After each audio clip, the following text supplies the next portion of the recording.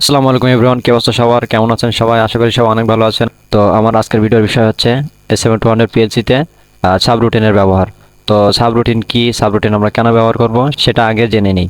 তো subroutine use করার মূলত কারণ হচ্ছে যখন আমরা একটি পিএলসি দ্বারা বিভিন্ন প্রসেস কন্ট্রোল করতে চাই, অর্থাৎ যখন আমাদের একটি পিএলসি দ্বারা এমন কিছু প্রোগ্রাম করা লাগতে পারে যেগুলো মনে করেন যে আমার স্পিড কন্ট্রোল থাকতে পারে, সার্ভো ড্রাইভ থাকতে পারে, একটি মেশিনকে অটোতে পরিচালনা করার জন্য প্রোগ্রাম লিখতে হতে পারে, মেশিনটিকে ম্যানুয়ালি পরিচালনা করার জন্য প্রোগ্রাম লিখতে হতে পারে। সেক্ষেত্রে আমরা যদি মেইন ব্লকে প্রোগ্রামটা করি, সেক্ষেত্রে আমাদের প্রোগ্রামটা অনেক বড় হয়ে যাবে, মেইন প্রোগ্রামটিকে আমাদের বুঝতে অসুবিধা হতে পারে।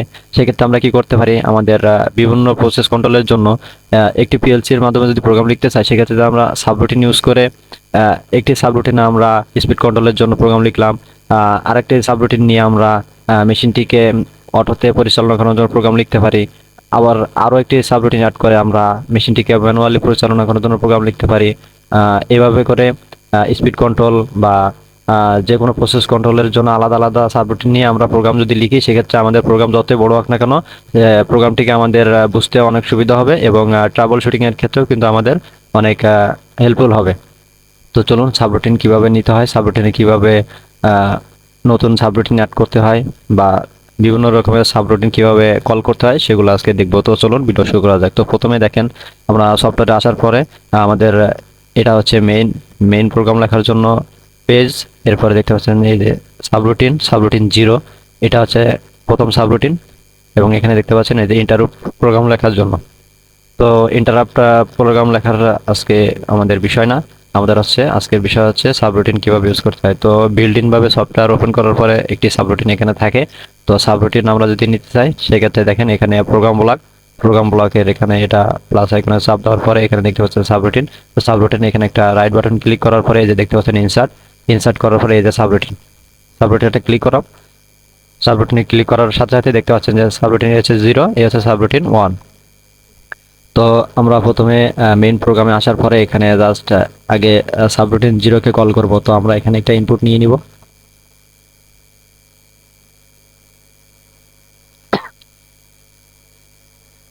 তো আমি এখানে ইনপুট নিলাম i0.0 এবং এখানে সাবরুটিন কল করব। সাবরুটিন কল করার জন্য আমাদেরকে যেটা করতে হবে, এখানে মাউস পয়েন্টার রেখে আমাদেরকে এখানে এই যে দেখতে পাচ্ছেন কল সাবরুটিন, তো এখানে প্লাস আইকনে চাপ দেওয়ার পরে আমরা এখন সাবরুটিন 0 নাম্বারকে আমরা এখানে কল করব। তো আমরা এখানে সাবরুটিনের নামও দিয়ে দিতে পারি, এখান থেকে আমরা সাবরুটিনের একটা নাম দিয়ে দিই।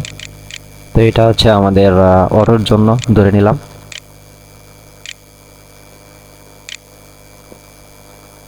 ওকে, অটো সাবরুটিন এবং সাবরুটিন নাম্বার যেটা 1 রয়েছে সেটা আমরা এখানে দিয়ে দিলাম ম্যানুয়াল।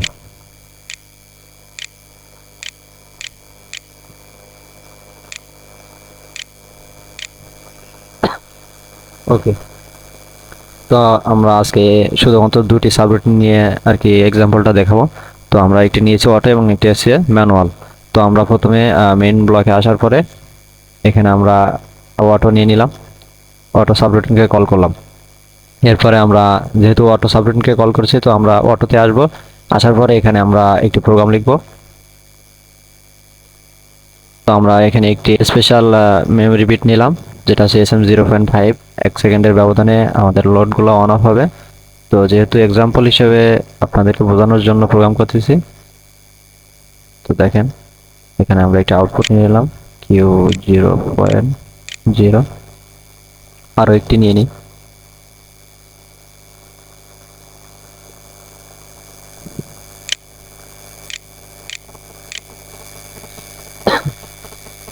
তো দেখেন Q0.0 এবং Q0.1, এই দুটি লোড আমাদের 1 সেকেন্ডের ব্যবধানে অন অফ হবে। কখন অন অফ হবে? যখন আমরা i0.0কে হাই করে রাখবো, তখনই আমাদের এই দুটি আউটপুট কিন্তু 1 সেকেন্ডের ব্যবধানে অন অফ হবে। এখন আমরা মেইন প্রোগ্রামে আসার পরে এখন ম্যানুয়াল যে সাবরুটিন রয়েছে, ম্যানুয়াল সাবরুটিনের জন্য আমরা কল করার জন্য আমরা এখানে একটি প্রোগ্রাম লিখব।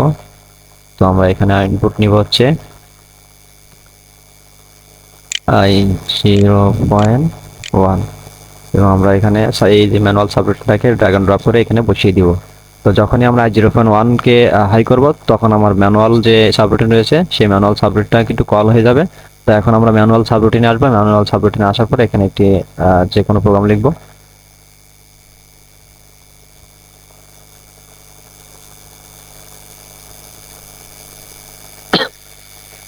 দেখেন আমি এখানে প্রোগ্রাম লিখবো, স্পেশাল মেমোরি বিটটা নিয়ে নিই 0.5। তো আমরা অটোর ক্ষেত্রে Q0.0 এবং Q0.1 কে 1 সেকেন্ডের ব্যবধানে অন অফ হতে দেখবো, এবং আমরা এখানে ম্যানুয়ালের ক্ষেত্রে জাস্ট এক্সাম্পল হিসেবে এখানে নিয়ে নিব Q0.2 এবং 3।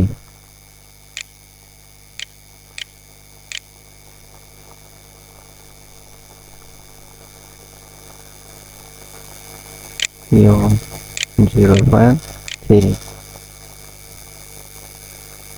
তো আমাদের প্রোগ্রামটা কমপ্লিট। এখন আমরা কম্পাইল করব, কোনো এরর নাই। তো বন্ধুরা দেখেন আমি মেন ব্লকে কিন্তু মাত্র 2 লাইনের একটা প্রোগ্রাম লিখছি।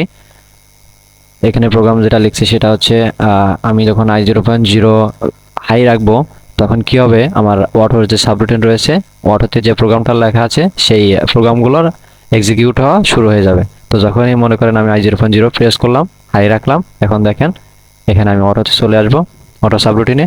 তখনই কি হবে, তখনই কিন্তু আমার এই দুটি আউটপুট 1 সেকেন্ডের ব্যবধানে অন অফ হবে, Q0.0 এবং 1।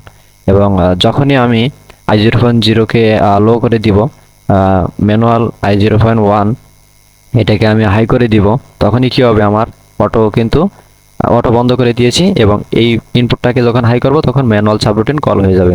তো ম্যানুয়াল সাবরুটিন কল হয়ে যাওয়ার সাথে সাথে কিন্তু আমার এই যে ম্যানুয়ালে যে Q0.2 এবং 3 এই দুটি আউটপুট কিন্তু 1 সেকেন্ডের ব্যবধানে অন অফ হবে।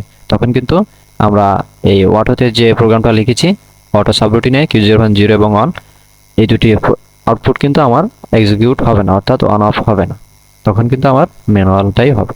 তো এরকমভাবে আপনি আরও সাবরুটিন অ্যাড করে স্পিড কন্ট্রোল, সার্ভো ড্রাইভ কন্ট্রোলের জন্য প্রোগ্রাম লিখতে পারেন। সেক্ষেত্রে মেন প্রোগ্রামটা কিন্তু অনেক বড় হলেও আমরা প্রোগ্রামটাকে সহজে বুঝতে পারবো, এবং ট্রাবল শুটিংয়ের ক্ষেত্রেও কিন্তু আমাদের বুঝতে সুবিধা হবে, ট্রাবল শুটিং করা অনেক সহজ হবে।